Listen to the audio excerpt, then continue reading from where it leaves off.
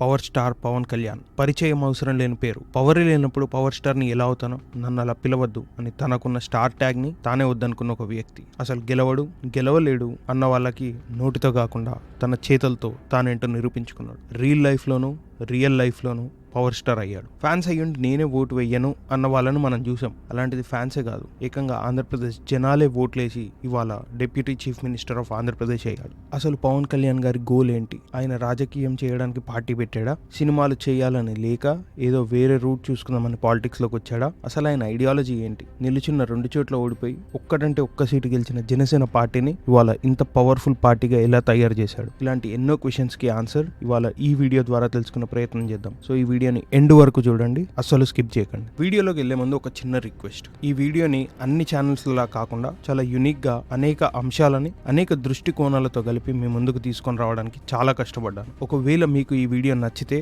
దయచేసి ఈ వీడియోకి ఒక్క లైక్ చేయండి. నాకు సపోర్ట్ చేయాలి అనుకుంటే సబ్స్క్రైబ్ చేయడం మర్చిపోకండి. అండ్ ఈ వీడియోని మీ ఫ్రెండ్స్ లో పవన్ కళ్యాణ్ గారి అభిమానులు ఎవరైతే ఉంటారో వాళ్ళకి ఖచ్చితంగా షేర్ చేయండి. They love it. ముందుగా అసలు మన పవన్ కళ్యాణ్ గారి ఆలోచన విధానాన్ని మనం చూద్దాం. ఆయనకి జనాలకి సేవ చేసే గుణం ఎప్పటి నుంచో ఉంది. అది ఇవాళ నిన్న వచ్చింది కాదు. ఈ మాటను ప్రూవ్ చేయడానికి మన దగ్గర కావాల్సిన ఉదాహరణలు ఉన్నాయి. వాటిలో కొన్ని మీకు చెప్పే ప్రయత్నం చేస్తాను. సీనియర్ యాక్ట్రెస్ పావలా శ్యామల గారికి హెల్త్ ప్రాబ్లం ఉంటే 1 lakh ఇచ్చారు. ఖమ్మంలో ఒక వృద్ధాశ్రమంకి 1 lakh ఇచ్చారు. రైఫిల్ షూటర్ రేఖా గారికి 5 lakhs, ఉత్తరాఖండ్ ఫ్లడ్స్ కి 24 lakhs, హుదూద్ తుఫాన్ కి 50 lakhs, ఆదిలాబాద్ జిల్లాలో 3 బోర్లు. ఇవన్నీ కేవలం ఆయన చేసిన ఎన్నో గొప్ప పనులలో కొన్ని మాత్రమే. ఈ ఇన్స్టాన్సెస్ ని బట్టి మనం అర్థం చేసుకోవచ్చు ఆయన డబ్బు మనిషి కాదు, మంచి మనిషి అని. చాలా మంది మేధావులు అంటుంటారు, జనాలకు సేవ చేయాలనుకుంటే ఏదో ఎన్జిఓ పెట్టుకోవచ్చుగా, పాలిటిక్స్ ఎందుకని. వాళ్ళకి నేను టైం పట్టినా ఒక ప్రాక్టికల్ ఎక్స్ప్లెనేషన్ ఇవ్వాలనుకుంటున్నాను. నిజమే, ఎన్జిఓ పెట్టినా జనాలకు సేవ చేయొచ్చు. కొద్దిసేపు పవన్ కళ్యాణ్ గారు ఒక ఎన్జిఓ పెట్టారు అనుకుందాం. ఆయన పవర్ స్టార్ కాబట్టి, ఫ్యాన్స్ ఎక్కువ కాబట్టి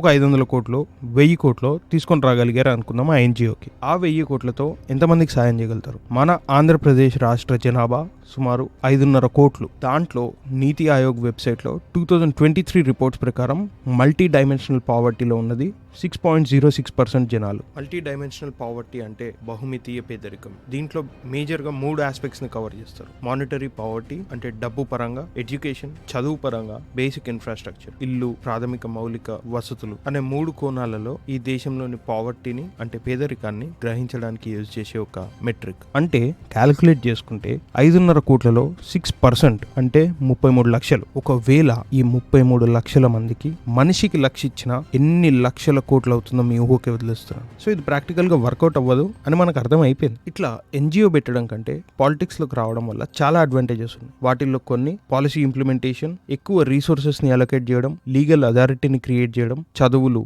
ఉద్యోగాలు, రోడ్స్, బిల్డింగ్స్, వైద్యం, ఇల్లులు, ఇట్లా ఎన్నో మంచి పనులు చేయొచ్చు పాలిటిక్స్ ద్వారా. ఎన్జిఓస్ కి ఇంత స్కోప్ ఉండదు. అండ్ టాపిక్ వచ్చింది కాబట్టి చెప్తున్నా, జనాలకి డబ్బులు ఇస్తే దేశం బాగుపడుతుంది అనుకోవడం మూర్ఖత్వం. సో దీంతో వాళ్ళందరికీ పవన్ కళ్యాణ్ గారు ఎన్జిఓని ఎందుకు ఎంచుకోలేదో, పాలిటిక్స్ ఎందుకు ఎంచుకున్నారో ఒక క్లియర్ ఆన్సర్ వచ్చిందని నేను అనుకుంటున్నాను. Coming to political life. అన్నయ్య ప్రజారాజ్యం పార్టీ పెడితే అన్నయ్యతో పాటు యూత్ వింగ్ యువరాజ్యం ప్రెసిడెంట్ గా పార్టీ కోసం తన రక్తాన్ని దారబోసి చాలా యాక్టివ్ గా పనిచేశాడు. అది మనందరం చూసాం. అయితే ఇక్కడ పవన్ కళ్యాణ్ గారు ఎక్కడ పోటీ చేయలేదు అని మనం ఒకసారి గుర్తు తెచ్చుకోవాలి. అనుకోని పరిస్థితుల వల్ల ప్రజారాజ్యం పార్టీ ఏమైందో నేను కొత్తగా చెప్పాల్సిన అవసరం లేదు. అయితే ఇక్కడ మీరు చూస్తే పవన్ కళ్యాణ్ గారికి తెలియకుండా జనాలకి మంచి చేయడానికి ఇది ఒక మంచి మార్గం అని ఆయనకు అనిపించుంటుంది. ఆయన రాజకీయ జీవితానికి పునాది ఇక్కడే పడింది. 2014లో జనసేన పార్టీని స్థాపించి అప్పుడున్న పరిస్థితులలో ఆయన పోటీ చేయడం కరెక్ట్ కాదు అని తన సపోర్ట్ ని టీడీపీకి, బీజేపీకి అందించాడు. 2017లో సినిమాలు ఆపేసి ఫుల్ టైం పాలిటిక్స్ లోకి రావాలని ఫిక్స్ అయ్యాడు. 2019లో ఏం జరిగిందో మళ్ళీ నేను కొత్తగా చెప్పాల్సిన అవసరం లేదు. మనం ఇక్కడ గమనించాల్సింది, ప్రజారాజ్యంలో ఉన్నప్పుడు ఏ సీటు ఆశించలేదు. 2014లో పార్టీ పెట్టగానే ఎక్కడ పోటీ చేయలేదు. ఎవరైనా సరే రాజకీయాల్లోకి వచ్చేది పోటీ చేసి గెలవడానికి, ఆ పదవి సంపాదించుకోవడానికి, గెలిచి జనాలకి ఏదో చెయ్యడానికి. అయితే ఈ 2009 అండ్ 2014 ఇన్స్టెన్సెస్ ద్వారా మనకు అర్థమైంది ఏంటి అంటే ఆయన ధ్యేయం గెలుపు కాదు, ఇంకేదో ఉంది. ఒకవేళ నిజంగానే పవర్ ఆశించో, డబ్బులు ఆశించో ఉంటే 2019లో జరిగిన విషయం అందరికీ గుర్తుండే ఉంటుంది. అలాంటి ఒక ఫలితం తర్వాత ఆయన రాజకీయాలు మానేయచ్చు, మళ్ళీ సినిమాల్లోకి వెళ్ళిపోవచ్చు, లేదంటే ఏదో ఒక పార్టీలో జనసేన పార్టీని కలిపేయచ్చు. ఇవన్నీ చేయకుండా ఎక్కడ పోగొట్టుకున్నామో అక్కడే వెతుక్కోవాలి అనే కాన్సెప్ట్ ని అడుగు అడుగు వేస్తూ, మెట్టు ఎక్కుతూ, ఇటుక పేర్చి జనాల మనసుల్లో ఇల్లు కట్టుకున్నాడు మన జనసేనాని. ఎక్కడ సమస్య ఉన్నా అక్కడ పవన్ కళ్యాణ్ ఉంటాడు అనే నమ్మకం జనాల్లో తీసుకురాగలిగాడు. జనసేవ చెయ్యాలి అనుకున్న పవన్ కళ్యాణ్ గారు జనసేనతో ఆ పని చేయగలుగుతున్నాడు. పవర్లో లేకపోయినా సొంత డబ్బుతో ఎంతో మందిని ఆదుకున్నాడు. ఓడిపోతే బయటికి రావడానికి కూడా ఒక 2-3 years గ్యాప్ తీసుకుంటారు చాలా మంది పొలిటీషియన్స్. ఓడిపోయిన వెంటనే జనాల్లో తిరగడం మొదలుపెట్టి జనాల సమస్యలు తెలుసుకున్నాడు మన జనసేన అని. వాళ్ళ కోసం నిలబడ్డాడు. ఇదంతా ఒక ఎత్తు అయితే చంద్రబాబు నాయుడు గారిని అరెస్ట్ చేసిన తర్వాత జైలుకెళ్లి ఆయన కలిసి పొత్తు ప్రకటించడం అనేది ఆంధ్రప్రదేశ్ రాజకీయాల్లో గుర్తుండిపోయే ఒక కీలకమైన ఘట్టం. అది కొంతమంది మనసుల్ని బాధించింది, చాలా మందిని కన్ఫ్యూజ్ చేసింది, అంతకంటే ఎక్కువ మందిని విమర్శించేలాగా చేసింది. బట్ ఆయన మైండ్లో ఏం క్యాల్కులేషన్ ఉండే అని నాకు తెలియదు. ఇన్ఫాక్ట్ నా ఫ్యాన్స్ లో కూడా కొంతమంది ఈ పొత్తు వల్ల సీట్లు తగ్గిపోతాయి, ఈ పొత్తు మధ్యలో ఉపసంహరించుకుంటారు, ఇలా ఈ టాపిక్ చాలా వివాదాస్పదంగా మారింది. బట్ పవన్ కళ్యాణ్ గారు జనసేన బాడీ మీటింగ్స్ లో కూడా, అంటే జనసేన ఇంటర్నల్ మీటింగ్స్ లో కూడా వాళ్ళ జన సైనికులకి ఎప్పుడు ఒకే మాట చెప్పారు, అందరం కలిసిమెలిసి పని చేద్దాం, మన టార్గెట్ ఇది కాదు అని చెప్పి వాళ్ళల్లో ఒక నమ్మకాన్ని తీసుకొచ్చారు. జన సైనికులు పవన్ కళ్యాణ్ గారిని నమ్మారు కాబట్టి వాళ్ళు జనాలను నమ్మించగలిగారు. జనాలు నమ్మారు కాబట్టి రాజ్యాధికారం జనసేనానికి అప్పగించారు. ఆయన ఒక్కడే ఎమ్మెల్యే ఇవ్వడం కాదు, పొత్తులో ఇచ్చిన ప్రతి సీటు గెలిచి ఇండియన్ పాలిటిక్స్ లోనే ఒక కొత్త రికార్డ్ సెట్ చేశాడు. ఎలక్షన్స్ లో గెలిచి రియల్ లైఫ్ లో అయినా పవర్ స్టారే, రియల్ లైఫ్ లో అయినా పవర్ స్టారే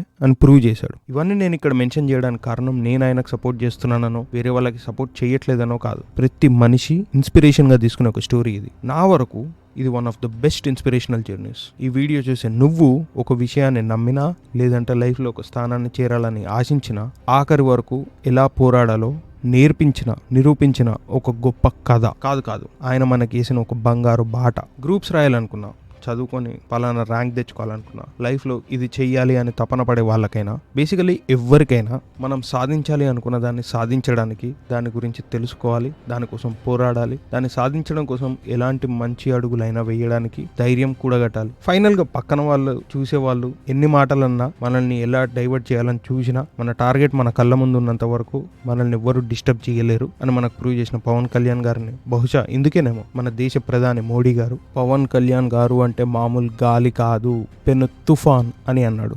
జై హింద్.